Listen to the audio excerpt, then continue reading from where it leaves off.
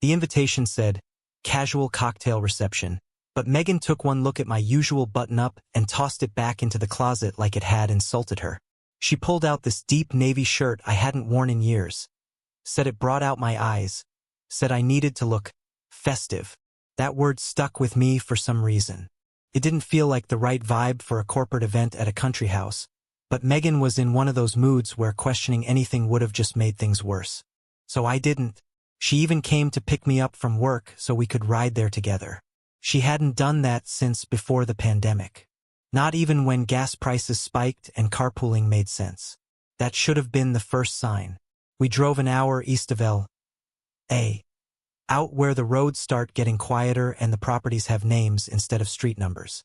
The house sat on a hill, some architect's dream project. Stone, steel, big glass panels everywhere that made the walls feel thin, like one strong wind might expose everyone inside. Megan walked in like she belonged there. To be fair, she did.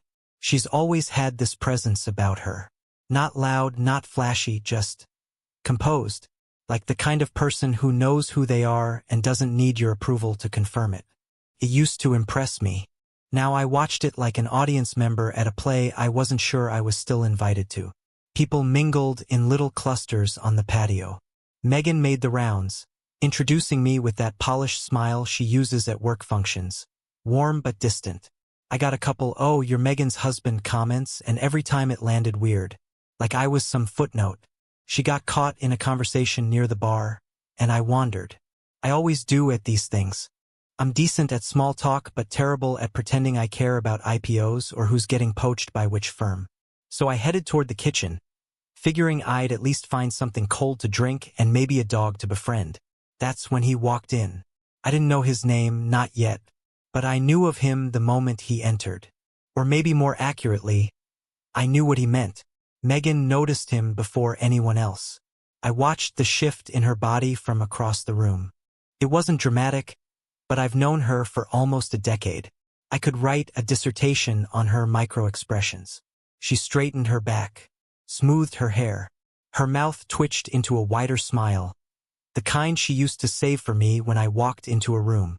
Then she moved, smooth, direct, like it was instinct. She glided over to him, light hand on his elbow, leaning in as if sharing something private.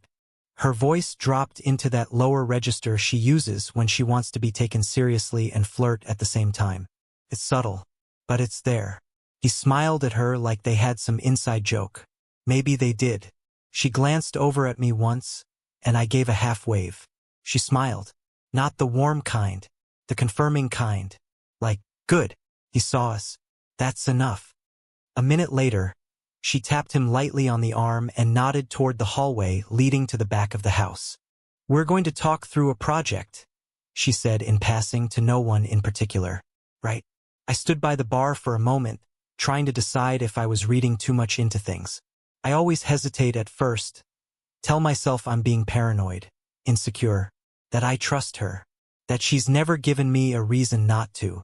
But lately there were moments, small inconsistencies, pauses where there hadn't been pauses before. Still, I wasn't going to follow them. I'm not that guy. At least I wasn't. I took the long way toward the kitchen, passing through the house instead of around it. I didn't have a plan. Maybe I thought I'd get a water, clear my head. But as I rounded the corner near the study, I caught something I wasn't meant to hear. The door was cracked just slightly open, enough for sound to slip out. I wouldn't have noticed if it weren't for his laugh, sharp, confident, too loud for the quiet tone of the evening. "You still hiding him in your life?" he said, laughing. And then her voice, familiar and foreign at the same time. "He's safe," she said almost gently. "He doesn't look beyond the surface." I stopped breathing. It wasn't the words themselves that hit me. It was how casually she said them, like it was a known truth between them. Like I was some accessory in her world, not a living, feeling human being with a brain and a heart and a spine. The hallway suddenly felt colder. My hands went numb. I stood there for a full 10 seconds, maybe more, waiting for something else, for the punchline, for her to laugh and say, "I'm kidding, don't be cruel." But there was nothing. just the muffled sound of papers shifting and glasses clinking. I walked away before they could see me. I couldn't tell you what happened the rest of the night. People spoke to me. I smiled, nodded, probably said a few dumb things. The world turned, but I felt like I'd fallen through the floor and was watching it all from under a layer of glass. On the drive home, I asked her, half a beat after a stretch of silence, "What were you two talking about in the study?" She looked over at me with that polished, easy smile. "Oh, just something dumb about a client. He made this joke about how people never notice when you change the formatting on a contract, something like that." "Why?" I kept my eyes on the road. "No reason, just curious." She leaned her head against the window. "You always overthink these work things." "Trust me, it was nothing." I nodded, and that was it. But something had cracked. A quiet splintering under the surface. Not loud enough to call attention to. Not dramatic enough to force a confrontation. But it was there. And I knew, no matter how much I tried to pretend otherwise, I would never see her the same way again. The morning after the reception, I woke up with that strange, heavy feeling you get after a nightmare you can't quite remember. Except I did remember. Every word. Every sound. Him laughing, her voice soft and sure. He's safe. He doesn't look beyond the surface. It looped in my head like some cruel refrain. But instead of confronting her, I did what I've always done. I swallowed it. Smoothed it out. Told myself, "You're overthinking again." It's funny how your brain tries to protect you. How it tries to keep the peace even when peace has already left the building. For the next few days, I floated through life like nothing had changed. But something in me had turned a dial. Suddenly, things I used to ignore, small things, harmless things, didn't feel harmless anymore. Started with her phone. Megan has always been attached to her phone, but it used to be in the casual, normal way: group chats, Pinterest boards, news alerts. She'd leave it charging in the kitchen overnight or toss it onto the couch while we watched a movie. But now it never left her hand. Not even when she went to shower. Not even when she walked into another room for 30 seconds. Once, when it buzzed face down on the counter, she practically sprinted across the kitchen to grab it before I got close. I joked about it, tried to keep it light. "Expecting the president to call?" She smiled without looking up. "Just work stuff. Work stuff." That vague, impossible-to-verify answer that should have meant nothing. But it lodged itself in my chest like a shard. Then came the late nights. Megan works in marketing. Sometimes she stays late, sure. But she's the type who announces it, apologizes even, because she likes dinner together. It's our routine. Or it used to be. Now she'd call at 7:30 or 8 o'clock with this rushed tone, saying something about needing to finish a deck or prep for a client call. But then she'd come home with makeup that looked freshly applied, not faded from a 12-hour day. Her hair wasn't frizzy or messy. Her work bag, the one usually stuffed with Post-its and chargers and crumpled receipts, hung light on her shoulder, practically empty. One night, she came home wearing perfume I hadn't smelled on her in months. Stopped me cold. I remembered buying it for her on our last anniversary. She'd said it was too much for everyday wear. But apparently she'd found an occasion. I didn't say anything. What was I supposed to say? "Who did you get dressed up for, Megan? Who was worth the perfume I haven't smelled since our last date night 6 months ago?" I wasn't ready to hear the answer. Not yet. The cracks kept widening. Little things piled up, slowly, methodically, like someone arranging evidence in a drawer I didn't want to open. One afternoon, I borrowed her car because mine was in the shop. When I reached for my water bottle, I saw a receipt in the cup holder. An Italian restaurant, one we'd never been to together. 2 desserts. A bottle of wine we definitely wouldn't have ordered on a random weekday. The timestamp said 9:47 p.m. On a Tuesday, she'd supposedly been stuck at the office. When I asked casually, she said it was a team dinner. "We were brainstorming," she added with a shrug. "With who?" I asked. She blinked like she hadn't expected a follow-up. The usual people." "Who are the usual people?" She tossed her purse on the counter. "God, why are you interrogating me? It was just dinner." I backed off. Let her win. I hated that about myself, that I kept letting her win battles she shouldn't even have been fighting. The next morning, I found her humming in the bathroom while curling her hair, something she used to do only on days we had plans. I leaned against the doorframe and watched her for a moment. It was like watching a memory, something familiar but from so long ago it didn't belong to me anymore. She caught my eyes in the mirror. "What?" she asked, smiling like everything was normal. "Nothing," I said. "Just, you seem happy. Is that a crime now?" she joked, turning off her curling iron. But she didn't kiss me goodbye before leaving. She didn't even touch my arm. She just grabbed her bag, said she'd probably be late, and disappeared through the front door with a kind of lightness I hadn't seen in months, maybe years. At night, the bed felt different too. Megan had always been someone who needed closeness. She'd curl into me, even in her sleep. When she got cold, she'd tuck her feet under my legs. If she woke up from a bad dream, she'd reach for my hand before her eyes even opened. Those small habits, those subtle flickers of love, used to make everything else feel manageable. But now she slept on her side, facing the wall. Sometimes she'd sigh like she was annoyed. Other nights she'd get up quietly, pad into the hallway, and scroll on her phone until her screen dimmed. Once, and I still don't know why this one hit me so hard, I watched her smile at something on her screen. A soft smile. Familiar. Warm. The kind of smile she used to reserve for me. Maybe I was reading too much into everything. Maybe I was paranoid after that comment at the party. Maybe I was making monsters out of shadows. But here's the thing. When you've been with someone long enough, you can feel when their heart starts drifting. It's like something tiny collapses in the foundation, and you don't notice until the cracks start showing in every conversation, every glance, every silence. I kept telling myself I was imagining it, that couples go through phases, that stress explains everything. But deep down, beneath all the denial and excuses, I knew the truth. That moment in the study, those words I wasn't supposed to hear, didn't start anything. They simply confirmed what had already begged asterisk and long before. Something was happening. Something I wasn't meant to see. Something I wasn't meant to understand. And Megan, for the first time in our marriage, wasn't letting me in. She was letting someone else in instead.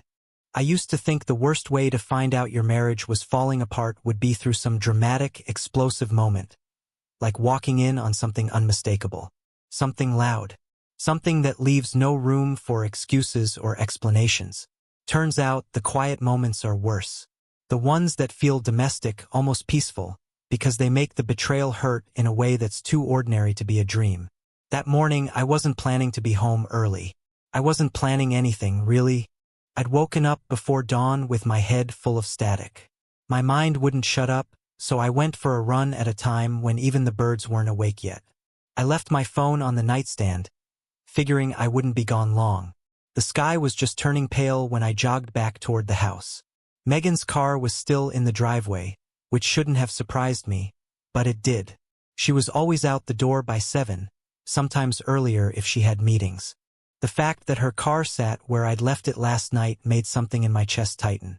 I walked inside quietly, mostly out of habit. I wasn't expecting anything. I wasn't looking for anything. I just wanted water, maybe a shower, maybe 20 minutes to steady my breathing before the day started.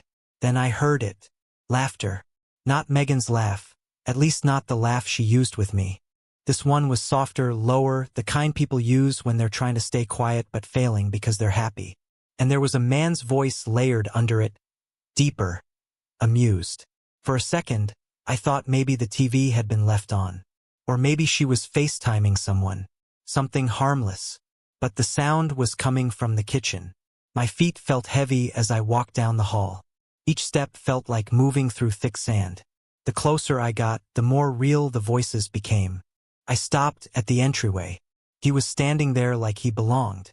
Jeans, untucked shirt, barefoot on my kitchen tile like he'd been there a dozen times before. He held a mug, her mug, the one with her initials and that dumb little floral print she loved. He lifted it to his lips, laughing at something she'd said. And Megan. She was standing beside him in a tank top and home shorts, the soft gray ones she always wore when she wanted to be comfortable. Her makeup was done, subtle but intentional. No one puts on mascara and tinted moisturizer to just wake up. She was leaning on the counter, her hand brushing his back as he talked, so casually it didn't even look deliberate. It looked like muscle memory. I didn't say a word. My body felt drained, like someone had pulled the plug inside me. I wasn't angry, not in the explosive, screaming way people imagine. The feeling was quieter, heavier, like the world had shifted under me, and I was waiting for the rest of reality to catch up. She turned around as she reached for the eggs on the counter. Her eyes widened. Her whole face changed. Shock, fear, guilt. All in an instant so fast she probably didn't know which expression to settle on. "Mark," she said, stepping forward. I stepped back without thinking. It wasn't dramatic. It wasn't purposeful. It was instinct, like touching a hot stove and pulling your hand away before your mind fully registers the burn. The guy turned too, but he didn't say anything. He wasn't stupid. He knew what this was. I didn't ask questions. I didn't demand explanations. I didn't even look at her long enough to see if she'd started crying or preparing some excuse. I just left. I walked straight out the front door, didn't even bother grabbing shoes, didn't slam anything behind me, just moved. The sunlight felt too bright. The driveway felt foreign. My car felt like a stranger's vehicle. I got inside, shut the door, and started the engine. Not because I had somewhere to go. I didn't. I just needed something familiar to wrap around me so I didn't fall apart right there in the driveway. I stared into the rearview mirror. The house looked the same as it always had. The blue shutters, the porch light still buzzing faintly, the plant she kept forgetting to water. All of it normal, all of it unchanged, but everything inside it, every memory, every routine, every quiet Sunday morning, every promise, felt counterfeit now. I should have driven away, but my hands stayed frozen on the wheel. My reflection in the mirror didn't even look like me.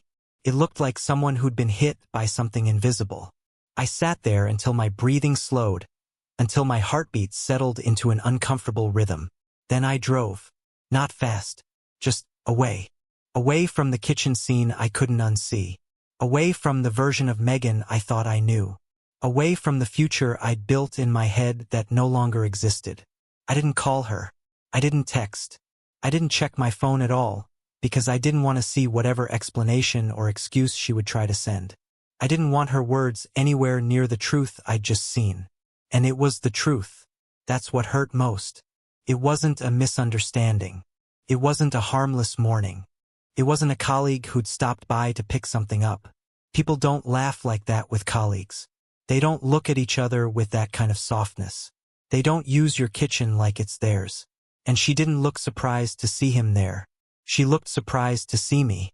That was the moment it became real. The moment something inside me stopped. Not broke cleanly, but cracked in that slow, irreversible way that tells you this isn't a problem you can fix with a conversation or a fight or a crying apology in the hallway. It was the moment I realized our marriage had already ended long before I opened that door. I was just the last one to discover it. I didn't go back home that day. Not until late. I drove around for hours with no destination, letting the streets carry me wherever they wanted. I stopped at a gas station even though I didn't need gas. I bought a bottle of water I barely drank. I sat in the parking lot staring at nothing while my mind tried to stitch itself back together. By the time I finally returned, the house was dark except for the lamp in the living room. Megan was sitting on the couch, knees pulled toward her chest, her face blotchy like she'd been crying for hours. I didn't need to ask if the guy was gone. Of course he was. He probably left the moment I did. When she saw me step inside, she **T up like she'd been waiting for some cue. "Mark!" she started, voice trembling, but I walked right past her. No yelling, no interrogation, no dramatic confrontation like you see in movies. I didn't slam the door or throw accusations or demand answers I already knew I wouldn't believe. I went to the bedroom, closed the door behind me, and that was it. Silence became my **P***N. Not intentionally at first, but it settled over me like a heavy coat I didn't know how to take off. The next morning, she hovered near the kitchen doorway while I made coffee. Usually she'd come up behind me, wrap her arms around my waist, ask about my plans for the day. But this time, she stood a few feet away like I was a stranger renting a room in her home. "Can we talk?" she finally asked. I poured the coffee, didn't look at her. "Not right now." Those 3 words landed harder than shouting would've. I could feel her swallow them, feel her shoulders sink. She nodded slowly. "Okay," she whispered, like she wasn't sure how loud she was allowed to be around me anymore. From that day forward, something shifted. Not outwardly, on the surface, life kept going. But internally, something vital had frozen. I didn't bring her coffee anymore in the mornings. Didn't ask if she needed anything from the store. Didn't send her random memes during the day or update her on dumb things that happened at work. I went to bed on my side without reaching for her. I woke up without checking if she was still curled beside me. She noticed. Oh God. She noticed. At first, she tried to pretend everything was normal. She laughed a little louder at dinner. She asked about my day more enthusiastically than usual. She volunteered to cook even though she hates cooking. She put on those soft pajamas she used to wear when we'd curl up on the couch together. But every gesture looked rehearsed, like she was trying to recreate a **T of who we used to be instead of actually being that person. One night, she stood in the doorway of the bedroom, just watching me get ready for bed. I could feel her eyes on me, heavy, desperate. "Do you hate me?" she asked finally, voice so small I almost didn't hear it. I didn't turn around. "No." "But you don't talk to me." I flicked off the bathroom light, walked past her, got into bed. "I don't know what to say." She sniffed, a quiet, broken sound. Then, "I'm trying." I stared at the ceiling. "I know." And that was all I said. She climbed into bed after a while, keeping to her side, careful not to let her leg brush mine. It was strange. 2 people lying inches apart but separated by miles of everything unsaid. Days passed, maybe weeks. Time felt strange, foggy. I functioned like someone watching himself from outside his own body. I went to work, answered emails, ate takeout, slept badly, ran more miles than usual just to feel my heartbeat again. Megan, meanwhile, shifted into a new mode, one I'd never seen before. She tried. She tried in ways that were too precise, too intentional, like she was following some manual titled, "How to Fix a Marriage You Broke in 3 Easy Steps." She'd leave sticky notes on the fridge the way she used to years ago. "Hope you have a good day. Love you." She'd bring me my favorite pastries from the bakery near her office. She reopened old playlists we hadn't touched since our early dating days. She started asking, awkwardly, cautiously, if I wanted to watch something together at night. But every attempt felt like she was pressing buttons on a machine that used to perform a function but didn't anymore. The strangest thing of all was how she watched me. Not in an obsessive or angry way. More like she was waiting for something. For a sign I wasn't truly gone, that she hadn't lost me entirely. Sometimes I'd catch her staring when she didn't think I'd notice. Her lips parted slightly like she was about to say something but lost the courage. Once I came downstairs at 2 a.m. because I couldn't sleep.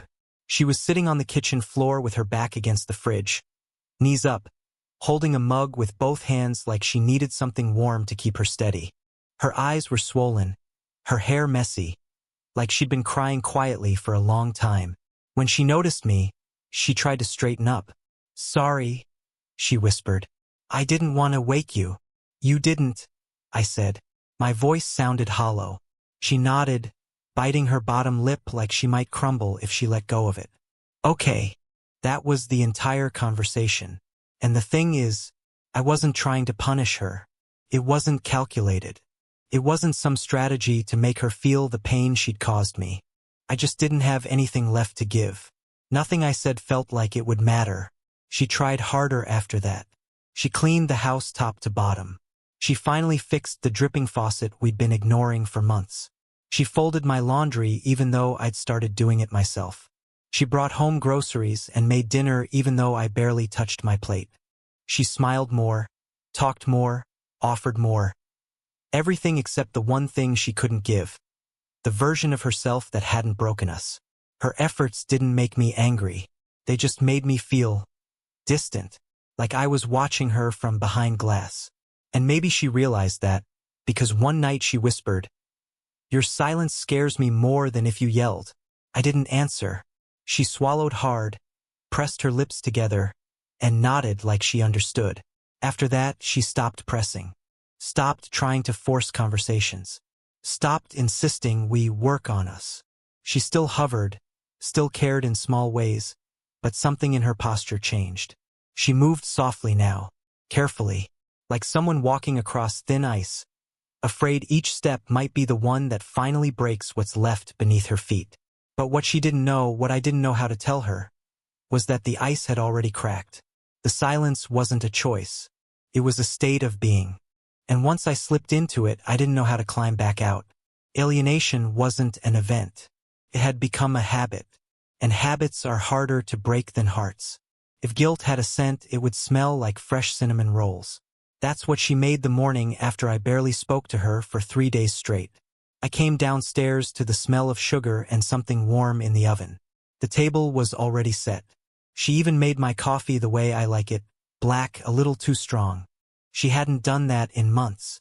I stood there for a moment just watching her as she fluttered around the kitchen like some version of herself from 3 years ago. She looked up, startled when she saw me, smiled. "I made breakfast," she said, as if it were normal. As if we hadn't become two ghosts haunting the same house. I sat down, took a bite, didn't say much. She filled the silence like she always does when she's nervous, talking about work, about how her mom might visit soon, about some neighbor's dog getting loose and running around the cul-de-sac like a cartoon. I nodded, maybe said huh once. That was all. It didn't matter. She wasn't making cinnamon rolls for me. She was making them for her guilt. The performances continued. First came the little trips. She started planning weekends away. Just the two of us. "We need a reset," she said. "Time together, away from everything." Her eyes lit up when she said it, almost like she believed it.